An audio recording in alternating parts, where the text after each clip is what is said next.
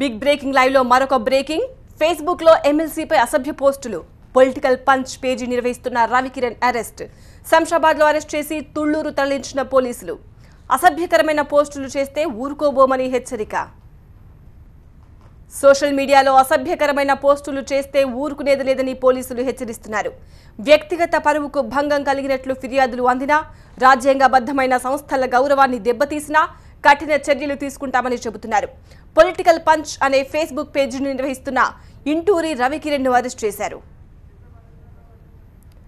దీనిపై మరిన్ని వివరాలు మా ప్రతినిధి అశోక్ వివరిస్తారు. అశోక్, ఆంధ్రప్రదేశ్ శాసన మండలిని అగౌరవపరుస్తూ అసభ్యకరమైన రీతిలో సోషల్ మీడియాలో పోస్టులు పెడుతున్న పొలిటికల్ పంచ్ వెబ్సైట్ నిర్వాహకుడు ఇంటూరి రవికిరణ్ ను తుళ్లూరు పోలీసులు వాళ్ళ హైదరాబాద్లో అరెస్ట్ చేశారు. ఈ వెనుక కనిపిస్తున్న ఆంధ్రప్రదేశ్ శాసన మండలి అన్న బోర్డును, అట్లాగే అసెంబ్లీ భవనాలను, ఈ గేటును ఫోటోలు తీసి వాటిని మార్ఫింగ్ చేసి ఈ గేటు ముందు పెద్దలకు మాత్రమే అంటూ ఒక అసభ్యకరమైన ఫోటోలు పెట్టి వాటిని ఎవరూ చూపించలేని విధంగా, ఎవరూ చెప్పుకోలేని విధంగా చాలా అసభ్యకరమైన రీతిలో ఆ పోస్టులను సోషల్ మీడియాలో ముఖ్యంగా ఫేస్బుక్లో పెట్టడం అనేది జరిగింది. ఫేస్బుక్లో పెట్టిందంతా కూడా పొలిటికల్ పంచ్ అనే వెబ్సైట్ ద్వారా ఈ పోస్టులన్నీ వచ్చినట్టుగా తేల్చారు.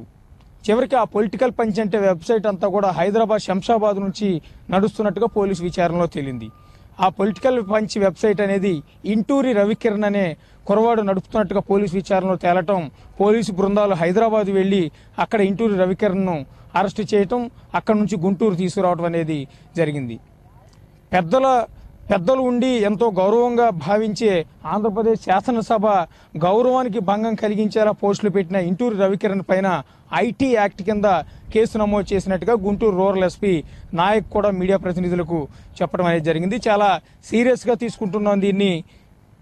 ప్రజలంతా అత్యున్నతంగా గౌరవించే శాసన మండలిని ఎమ్మెల్సీలందరికీ కూడా భంగం కలిగించేలా వ్యవహరించారు కాబట్టి దీనిపైన చాలా సీరియస్గానే వ్యవహరిస్తామని పోలీసు అధికారులు కూడా చాలా వార్నింగ్ ఇస్తూ ఉన్నారు. సోషల్ మీడియాలో ఉన్న స్వేచ్ఛను దుర్వినియోగం చేసుకోవద్దని కూడా పోలీసులు ప్రజలందరికీ ఒక సలహా కూడా ఇస్తూ ఉన్నారు.